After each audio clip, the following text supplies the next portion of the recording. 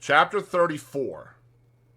As I had grown accustomed to my expectations, I had insensibly begun to notice their effect upon myself and those around me. Their influence on my own character I disguised from my recognition as much as possible, but I knew very well that it was not all good. I lived in a state of chronic uneasiness respecting my behavior to Joe. My conscience was not by any means comfortable about Biddy. When I woke up in the night, like Camilla, I used to think, with a weariness on my spirits, that I should have been happier and better if I had never seen Miss Havisham's face, and had risen to manhood content to be partners with Joe in the honest old forge. Many a time of an evening, when I sat alone looking at the fire, I thought, after all, there was no fire like the forge fire and the kitchen fire at home. Yet Estella was so inseparable from all my restlessness and disquiet of mind that I really fell into confusion as to the limits of my own part in its production. That is to say, supposing I had had no expectations, and yet had had Estella to think of, I could not make out to my satisfaction that I should have done much better. Now, concerning the influence of my position on others, I was in no such difficulty, and so I perceived, though dimly enough perhaps, that it was not beneficial to anybody, and above all, that it was not beneficial to Herbert. My lavish habits led his easy nature into expenses that he could not afford, corrupted the simplicity of his life, and disturbed his peace with anxieties and regrets. I was not at all remorseful for having unwittingly set those other branches of the Pocket family to the poor arts they practiced, because such littlenesses were their natural bent, and would have been evoked by anybody else, if I had left them slumbering. But Herbert's was a very different case, and it often caused me a twinge to think that I had done him evil service in crowding his sparely furnished chambers with incongruous upholstery work, and placing the canary-breasted avenger at his disposal. So now, as an infallible way of making little ease great ease, I began to contract a quantity of debt. I could hardly begin, but Herbert must begin too, so he soon followed. At Startop's suggestion, we put ourselves down for election into a club called the Finches of the Grove, the object of which institution I have never divined, if it were not that the members should dine expensively once a fortnight, to quarrel among themselves as much as possible after dinner, and to cause 6 waiters to get drunk on the stairs. I know that these gratifying social ends were so invariably accomplished that Herbert and I understood nothing else to be referred to in the first standing toast of the society, which ran, "Gentlemen, may the present promotion of good feeling ever reign predominant among the Finches of the Grove." The Finches spent their money foolishly. The hotel we dined at was in Covent Garden, and the first Finch I saw when I had the honor of joining the Grove was Bentley Drummle, at that time floundering about town in a cab of his own, and doing a great deal of damage to the posts at the street corners. Occasionally he shot himself out of his equipage head foremost over the apron, and I saw him on one occasion deliver himself at the door of the Grove, in this unintentional way, like Coles. But here I anticipate a little, for I was not a Finch, and could not be, according to the sacred laws of the society, until I came of age. And in my confidence in my own resources, I would willingly have taken Herbert's expenses on myself, but Herbert was proud, and I could make no such proposal to him. So he got into difficulties in every direction, and continued to look about him. When we gradually fell into keeping late hours and late company, I noticed that he looked about him with a desponding eye at breakfast time, that he began to look about him more hopefully about midday, that he drooped when he came into dinner, that he seemed to descry capital in the distance rather clearly after dinner, that he all but realized capital towards midnight, and that at about 2 o'clock in the morning he became so deeply despondent again as to talk of buying a rifle and going to America, with a general purpose of compelling buffaloes to make his fortune. I was usually at Hammersmith about half the week, and when I was at Hammersmith I haunted Richmond, whereof separately by and by. Herbert would often come to Hammersmith when I was there, and I think at those seasons his father would occasionally have some passing perception that the opening he was looking for had not appeared yet. But in the general tumbling of the family, his tumbling out in life somewhere was a thing to transact itself somehow. In the meantime, Mr. Pocket grew grayer, and tried oftener to lift himself out of his perplexities by the hair, while Mrs. Pocket tripped up the family with her footstool, read her book of dignities, lost her pocket handkerchief, told us about her grandpapa, and taught the young idea how to shoot, by shooting it into bed whenever it attracted her notice. As I am now generalizing a period of my life with the object of clearing my way before me, I can scarcely do so better than by at once completing the description of our usual manners and customs at Bernard's Inn. We spent as much money as we could, and got as little for it as people could make up their minds to give us. We were always more or less miserable, and most of our acquaintance were in the same condition. There was a gay fiction among us that we were constantly enjoying ourselves, and a skeleton truth that we never did. To the best of my belief, our case was in the last aspect a rather common one. Every morning, with an air ever new, Herbert went into the city to look about him. I often paid him a visit in the dark back room in which he consorted with an ink jar, a hat peg, a coal box, a string box, an almanac, a desk and stool, and a ruler, and I do not remember that I ever saw him do anything else but look about him. If we all did what he undertake to do, as faithfully as Herbert did, we might live in a republic of the virtues.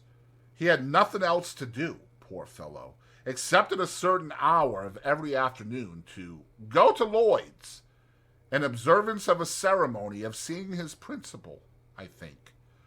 He never did anything else in connection with Lloyd's that I could find out, except come back again, when he felt his case unusually serious, and that he positively must find an opening. He would go on, change at a busy time, and walk in and out in a kind of gloomy country dance figure among the assembled magnates. For, says Herbert to me, coming home to dinner on one of those special occasions, I find the truth to be, Handel, that an opening won't come to one, but one must go to it. So I have been. If we had been less attached to one another, I think we must have hated one another regularly every morning. I detested the Chambers beyond expression at that period of repentance, and could not endure the sight of the Avengers' livery, which had a more expensive and less remunerative appearance then than at any other time in the 24 hours. As we got more and more into debt, breakfast became a hollower and hollower form, and, being on one occasion at breakfast time threatened, by letter, with legal proceedings, not unwholly unconnected, as my local paper might put it, with jewelry, I went so far as to seize the Avenger by his blue collar and shake him off his feet, so that he was actually in the air, like a booted Cupid, for presuming to suppose that we wanted a roll. At certain times, meaning at uncertain times, for they depended on our humor, I would say to Herbert, if it were a remarkable discovery, "My dear Herbert, we are getting on badly." "My dear Handel," Herbert would say to me in all sincerity, "if you will believe me, those very words were on my lips by a strange coincidence." "Then, Herbert," I would respond, "let us look into our affairs." I always derived profound satisfaction from making an appointment for this purpose. I always thought this was business. This was the way to confront the thing. This was the way to take the foe by the throat. And I know Herbert thought so too. We ordered something rather special for dinner, with a bottle of something similarly out of the common way, in order that our minds might be fortified for the occasion, and we might come well up to the mark. Dinner over, we produced a bundle of pens, a copious supply of ink, and a goodly show of writing and blotting paper. for there was something very comfortable in having plenty of stationery. I would then take a sheet of paper and write across the top of it, in a neat hand, the heading, Memorandum of Pip's Debts, with Bernard's Inn and the date very carefully added. Herbert would also take a sheet of paper and write across it with similar formalities, Memorandum of Herbert's Debts. Each of us would then refer to a confused heap of papers at his side, which had been thrown into drawers, worn into holes in pockets, half burnt in lighting candles, stuck for weeks into the looking-glass, and otherwise damaged. The sound of our pens going refreshed us exceedingly, insomuch that I sometimes found it difficult to distinguish between this edifying business proceeding and actually paying the money. In point of meritorious character, the two things seemed about equal. When we had written a little while, I would ask Herbert how he got on. Herbert probably would have been scratching his head in a most rueful manner at the sight of his accumulating figures. "They are mounting up, Handel," Herbert would say. "Upon my life, they are mounting up." "Be firm, Herbert," I would retort, plying my own pen with great assiduity. "Look the thing in the face. Look into your affairs. Stare them out of countenance." "So I would, Handel, only they are staring me out of countenance." However, my determined manner would have its effect, and Herbert would fall to work again. After a time he would give up once more, on the plea that he had not got Cobb's bill, or Lobb's, or Nobb's, as the case might be. Then Herbert estimated in round numbers, and put it down. "What a fellow of resource you are," my friend would reply with admiration. "Really, your business powers are very remarkable." I thought so too. I established with myself on these occasions the reputation of a first-rate man of business, prompt, decisive, energetic, clear, cool-headed. When I had got all my responsibilities down upon my list, I compared each with the bill and ticked it off.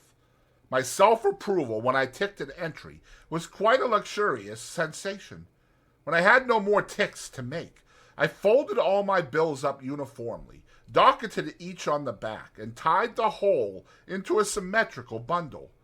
Then I did the same for Herbert, who modestly said he had not my administrative genius, and felt that I had brought his affairs into a focus for him. My business habits had one other bright feature, which I called leaving a margin. For example, supposing Herbert's debts to be £164, 4 and 2 pence, I would say, leave a margin and put them down at 200. Or, supposing my own to be 4 times as much, I would leave a margin and put them down at 700. I had the highest opinion of the wisdom of this same margin, but I am bound to acknowledge that on looking back, I deem it to have been an expensive device, for we always ran into new debt immediately, to the full extent of the margin, and sometimes, in the sense of freedom and solvency it imparted, got pretty far on into another margin. But there was a calm, a rest, a virtuous hush, consequent on these examinations of our affairs that gave me, for the time, an admirable opinion of myself.